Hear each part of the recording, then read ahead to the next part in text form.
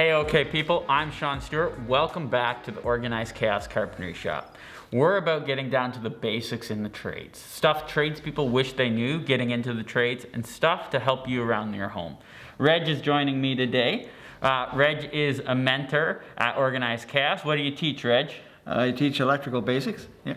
And Reg has been working with some students at our shop for some time now, and actually is also working with some students over at Conestoga College. And so he's come in today to walk us through some basics on how to change a receptacle.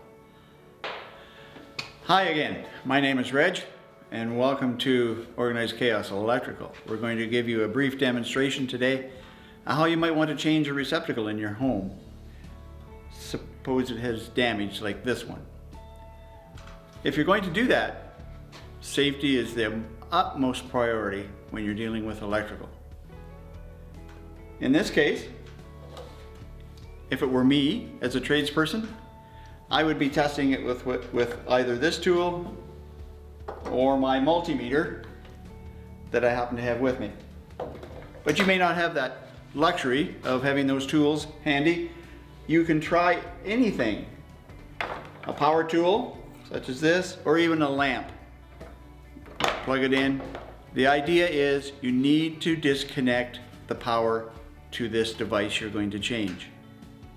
You need to go to your electrical panel, or your breaker panel, as they're commonly referred to, and find the appropriate circuit that you're going to work on.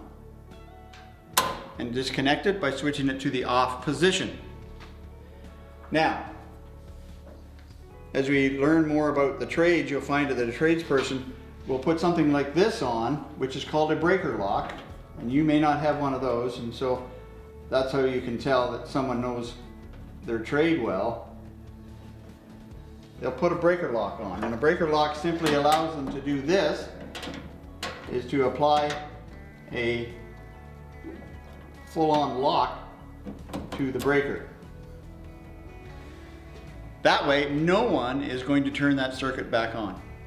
Your next step then is to verify that the power is off.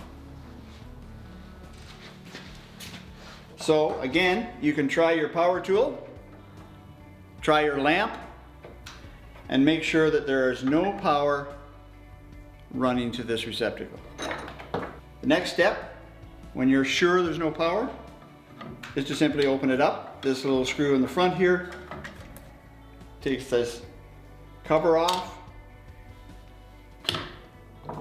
and these two screws here mount the device in a box. Must always be mounted in a box. This screw here are a pretty fine thread and take a little bit to remove. You pull the receptacle out and exposing the wires. And so the next step is simple, to just simply disconnect the wires from the receptacle on the screws on the side, just like that, including this one here that is a bare wire, which we'll talk about again later, but that's called the ground. In order to put this new receptacle in place here, we begin with this ground wire. That bare wire, that is the ground wire, goes around that green screw. Always goes around in the direction that you tighten the screw. Seems simple, but in fact, that helps you keep that wire tight as it turns with the screw. The next important wire is the white wire. Commonly referred to if you're a tradesperson or you're in the trades, that'll be commonly referred to as the neutral. The neutral, or the white wire, must always go on this bright colored screw. The bright colored screw, the same thing holds true for that screw. A little bend in the wire goes around the screw in the direction of the screw tightening.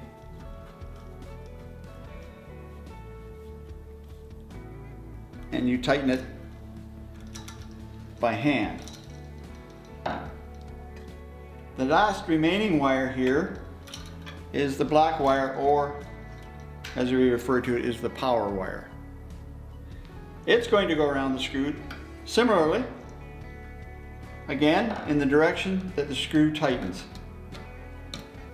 And as the screw tightens on that screw, the tendency for the wire is to wrap around the screw tighter.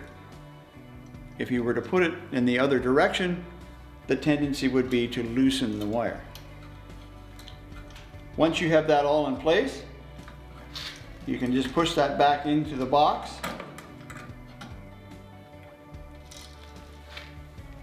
And then you begin tightening these two screws that have come with it into the two holes on the box.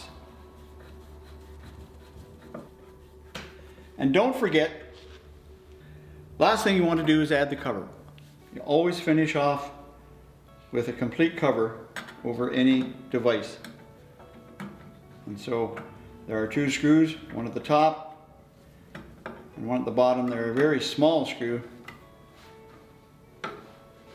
And there you have a brand new receptacle, terminated correctly and ready to power up. So the next thing you want to do then is turn the power back on. So we go back to your electrical panel, and in our case here, we've had a lock on here. And it just comes off like that, and you loosen the screw. Pull the breaker lock off. Turn the breaker back to on. And then you have to test. And you can test again with your power tool.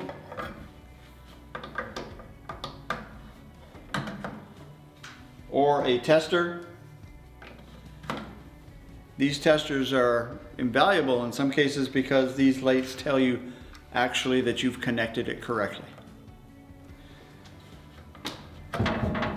If the case were be you need to rewire or you want to do your entire rec room, and I want to add a bunch of receptacles and I want to do a bunch of lighting in my rec room or add an addition, it's important to remember that in that case you do require a certified person and a licensed contractor. Those are easy to find by contacting the Electrical Safety Authority, who will have a list of those people in your area who are licensed to do all that work. Again, safety is the utmost priority. Well, thank you, Reg, for walking us through that. I feel like that was pretty well explained. Well, I hope so, and I'm glad to show folks where you can get started in the electrical world, but always remember that safety aspect of working with electrical. No, that's true, that's true.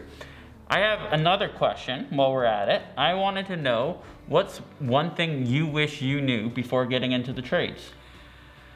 It's not necessarily what I wish I knew before, it's what I learned after, is that you never stop learning. You come to work with some pretty experienced tradespeople, and those folks have a lot of experience under their belt, and never discount that as the best learning experience. Yeah, I guess you can pick up something from everybody you're working with. Everybody, all the time.